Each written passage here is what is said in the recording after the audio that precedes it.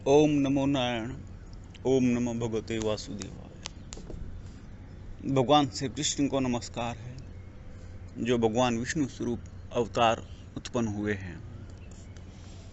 गीता के 15वें अध्याय में और यहाँ तक पहुँचते हुए बार बार एक ही बात समझ में आती है। प्रभु अर्जुन को एकाग्रचित्त होने के लिए बार बार प्रेरित करते हैं। उसको एकाग्रचित्त होने के लिए त्रिगुण भिन्न समझाते हैं। 3 गुणों की उत्पत्ति क्या है और कैसे ये शरीर उत्पन्न होता है और कैसे ये शरीर कार्य करता है। सत्व रज तम, वात पित्त कफ, ये सब मिल करके शरीर को निर्मित करते हैं। और शरीर में इसके अलावा मन, बुद्धि, चित्त, अहंकार, ये जड़ पदार्थ भी शामिल हो जाते हैं। काम, क्रोध, लोभ, मद और मोह मात्सर्य भी बोलते हैं, लेकिन प्रभु मात्सर्य का जिक्र नहीं किया। काम, क्रोध, लोभ, मद और मोह ये भी शरीर में शामिल होते हैं। लेकिन जब ये शरीर मरता है, लेकिन आत्मा नहीं मरती, तब कैसे ट्रांसफर होता है?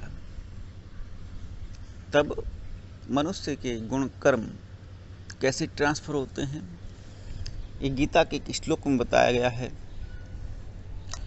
वायु गंध के स्थान से गंध को जैसे ग्रहण करके ले जाता है, वैसे ही देहादि का स्वामी जीवात्मा भी जिस शरीर का त्याग करता है, उससे इन मन सहित इंद्रियों को ग्रहण करके फिर जिस शरीर को प्राप्त होता है उसमें जाता है।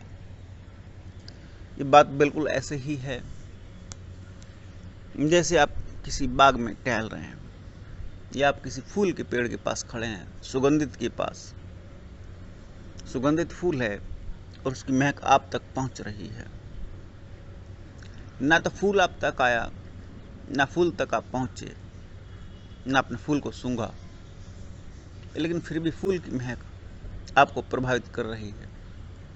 उसी तरह से जब शरीर से प्राण निकलते हैं तो जीवात्मा के कर्म और संस्कार बिल्कुल ऐसे ही एक जगह से दूसरी जगह ट्रांसफर होते हैं, जैसे फूल की सुगंध। जो भी कुछ उसके साथ है, अच्छा या बुरा, जीवात्मा के सूक्ष्म शरीर के साथ, जीवात्मा के साथ, क्योंकि हमारे शरीर में 3 शरीर निर्मित बताए गए हैं। स्थूल शरीर जो आप सबको, हम सबको दिखता है, भौतिक शरीर। उसके बाद सूक्ष्म शरीर जो सूक्ष्मता के साथ हमारे अंतस में सदैव विद्यमान रहता है। इसको चेतना भी कह सकते हैं। उसके बाद कारण शरीर जो कि आत्मा है, और ये आत्मा को जीवात्मा भी कहा जाता है, क्योंकि जीव के अंदर विद्यमान है, या इस आत्मा ने जीव को धारण किया है, अर्थात शरीर को धारण किया है। और परमात्मा का चूंकि ये अंश है, क्योंकि आत्मा परमात्मा के प्रकाश से ही आलोकित होती है। इसीलिए बार बार एक पंक्ति आती है शास्त्रों में, अस्तो मां सद्गमय, तमसो मां ज्योतिर्गमय। हमें असत्य से सत्य की ओर ले चलो और अंधकार से प्रकाश की ओर ले चलो। क्योंकि जीवात्मा जब शरीर धारण करती है, या कोई भी आत्मा जब जीवात्मा बनती है, अर्थात जीव को धारण करती है, शरीर धारण करती है कर्म और संस्कार के आधार पर, तब वो माया मोह में लिप्त हो जाती है। संसार ही उसको सत्य भाषित होता है। एक प्रभु का विधि विधान है। तो उसके लिए कहा गया है, असत्य से सत्य की ओर ले चलो। जब ये माया मोह नहीं थी, तब मनुष्य का स्वरूप, उसकी आत्मा का स्वरूप कैसा था, मन का स्वरूप कैसा था, मन था भी या नहीं था। क्योंकि अध्यात्म में मन को सबसे बड़ी दीवार कहा गया। जब माया मोह नहीं रहते तब मन भी नहीं रहता। जब आत्मा अपने आलोक में प्रकाशित होती है, जब आत्मा परमात्मा के प्रकाश से प्रकाशित होती है, तब कोई अंधकार शेष नहीं रहता, तब कोई असत्यता नहीं रहती, ना स्वप्न होते हैं, ना ही काम क्रोध लोभ मद मोह मन बुद्धि चित्त अहंकार कुछ भी शेष नहीं रहता। देवी प्रकाशित होती है और इसका प्रकाशित होना ऐसे ही है जैसे सांप का अपनी मणि को लगभग साल में एक आध बार उसके दर्शन करना। हमारे शरीर में जो कुंडलिनी शक्ति है उसको मणि कहा गया है,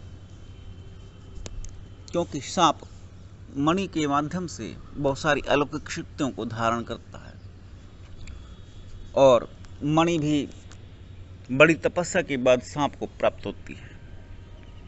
100 वर्षीय सांप जो हो जाता है उसको ये प्राप्त होती है।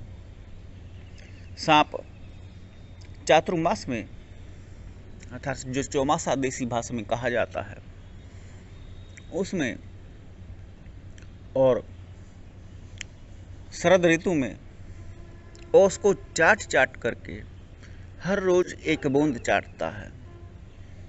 उसको चाट चाट करके इकट्ठा करके एकाग्रचित्त करके संग्रहित करके वो उसको मणि के रूप में प्राप्त होती है। बूंद बूंद करके प्राप्त होती है। जो संग्रह बनता है ओस का, अगर आपने ओस देखी हो तो ओस को शबनम भी कहते हैं, तो वो ओस मणि प्रदान करती है। जो ब्रह्मचारी होता है, ब्रह्मचर्य का जितना लंबा धारण करता है, धीरे धीरे उसकी कुंडलिनी शक्ति जागृत होती है। समाधि के माध्यम से इस अवस्था को प्राप्त होता है। कुंडलिनी के जागृत होने पर, समाधि की अवस्था में कुंडलिनी के जागृत होने पर आत्मा के प्रकाश के स्वरूप के दर्शन होते हैं। ये आत्म साक्षात्कार नहीं है, एक आध्यात्मिक घटनाओं की पुनरावृत्ति है जो समय समय पर योगी और साधकों के भीतर घटती रहती है। वो आत्मा का जो प्रकाश है, उनके कसाय कलमस अर्थात पंच विकार मन बुद्धि चित्त अहंकार सबका लोप कर देती है और एक ऐसी अद्भुत प्रकाश ऊर्जा उत्पन्न होती है जो योगी साधक को, ब्रह्मचारी को अनंत शक्तियां प्रदान करती है और एक अलौकिक सुगंध भी प्रदान करती है। और ये मणि सदृश है। जैसे मणि चमकती है वैसे ही आत्मा का प्रकाश चमकता है। शास्त्रों में इसे बतलाया गया कि मेघों के मध्य जब गरज उत्पन्न होती है, जो विद्युत उत्पन्न होती है, बिल्कुल वैसे ही विद्युत का प्रकाश है। और इस प्रकाश से, जब आत्मा के प्रकाश से जब ये जीव प्रकाशित होता है तो औरों को भी अपने प्रकाश में, अपने आगोश में लेता है, उनको भी आलोकित करता है। अर्थात योगी साधक की क्षमता इतनी बढ़ जाती है कि उसके प्रकाश में आने वाला, उसके संग में आने वाला, सानिध्य में आने वाला कोई भी आमजन प्रभावित हुए बिना नहीं रहता। एक बड़ी लंबी योग साधना का ये फल होता है। तो जीवात्मा जब ट्रांसफर होती है तो अपने कर्म और संस्कार को ऐसे लेकर के जाती है जैसे वायु गंध के स्थान से गंध को ग्रहण करके आगे चला जाता है। आगे प्रभु कहते हैं, यह जीवात्मा श्रोत्र, चक्षु और त्वचा को तथा रसना को, ध्यान और मन को आश्रय करके, अर्थात इन सब के सहारे से ही विषयों का सेवन करता है। सूक्ष्म शरीर में जो कुछ कर्मों के संस्कार विद्यमान रहे हैं, उन जिनका अभी भोग अभी शेष बचा है, तो उसके लिए आत्मा को नया शरीर मिलता है और उनके माध्यम से वह विषयों का सेवन करता है। विषय कौन से हैं? रूप, रस, गंध, शब्द और स्पर्श। आंखों से वो देखता है। रस जीवा से रस चखता है। गंध नाक से, नासिका से वायु ग्रहण करता है, गंध ग्रहण करता है। रूप, रस, गंध, शब्द और स्पर्श। मुख से वो बोलता है, जीवा से। जीवा से दो काम होते हैं, रस भी चख रहा है और बोल भी रहा है। और स्पर्श, त्वचा, त्वचा के माध्यम से वो अन्यत्र रस को भोगता है। और त्वचा के माध्यम से जो भोगा जाता है, वो सबसे बड़ा भोग होता है संभोग का, कि उसमें त्वचा का ही घर्षण है। तो जीवात्मा त्वचा के माध्यम से रूप, रस, गंध, शब्द और स्पर्श के माध्यम से उस संभोग को भोगती है।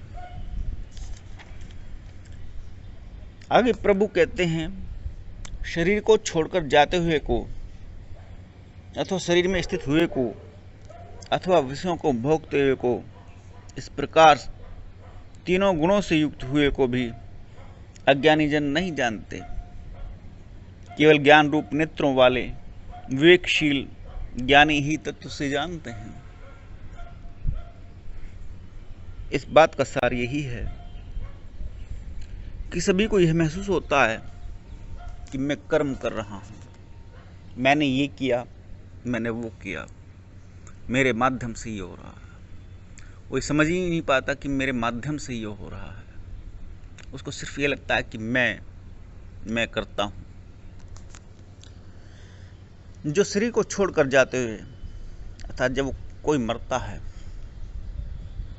शरीर में स्थित हुए जब कोई आपके सामने जीवित बैठा है और विषयों को भोगते हुए समस्त क्रियाएं, चाहे वो संभोग कर रहा है, चाहे वो भोजन कर रहा है, चाहे वो अध्ययन कर रहा है, चाहे वो ध्यान कर रहा है, कुछ भी विषयों को भोगते हुए, हालांकि ध्यान विषय नहीं है। इस प्रकार तीनों गुणों से युक्त, ये भी तीन गुण हैं, शरीर का छोड़ करके जाना, शरीर में स्थित होना और विषयों को भोगना। सत्यरजतम, इन तीन गुणों को तो आपने जान ही रखा है। वात, पित्त, कफ को भी जान रखा है। प्रभु एक अलग बात और कहते हैं, ये भी त्रिगुण हैं, तीन गुण हैं। शरीर में स्थित होना, शरीर से अलग होना और शरीर के द्वारा विषयों को भोगा जाना। इन तीन गुणों से युक्त हुए को भी अज्ञानी नहीं जानते। केवल ज्ञान रूप नेत्रों वाले विवेकशील ज्ञानी ही तत्व से जानते हैं। कहने का तात्पर्य यही है कि वो केवल वही ज्ञानी है जो इस बात को जान पाता है कि मैं शरीर नहीं हूं। शरीर के माध्यम से मुझसे भोग करवाया जा रहा है। जो इस बात को जान जाता है वही जान जाता है शरीर पर है, अर्थात पराया है। कहते हैं देसी भाषा में, शरीर भी अपना नहीं है। तो आपके अंदर जो बैठा है वो आपको ऐसा निर्देश करवाता है कर्म और संस्कार के माध्यम से, कि शरीर के माध्यम से वो आपके शरीर को भोग करवाता है, जबकि वो स्वयं भोगता है। और उसके लिए प्रभु कहते हैं, जो कुछ करता हूँ वो मैं करता हूँ, अर्थात जो आपको भोग करवा रहा है वो स्वयं आपके माध्यम से स्वयं भोग रहा है। बड़ा अद्भुत विषय है, बड़ा जटिल विषय है। केवल यही जाना जा सकता है कि जीवात्मा और शरीर दोनों ही माध्यम हैं। वो परमात्मा अपने माध्यम से जीवात्मा और शरीर को एक कठपुतली बना करके रखे हुए है और उसके माध्यम से हम सबको नचाता है, भोग करवाता है, जबकि समस्त भोग का आनंद करता दुखों का भी भोग करता वो परमात्मा परम ईश्वर ही है।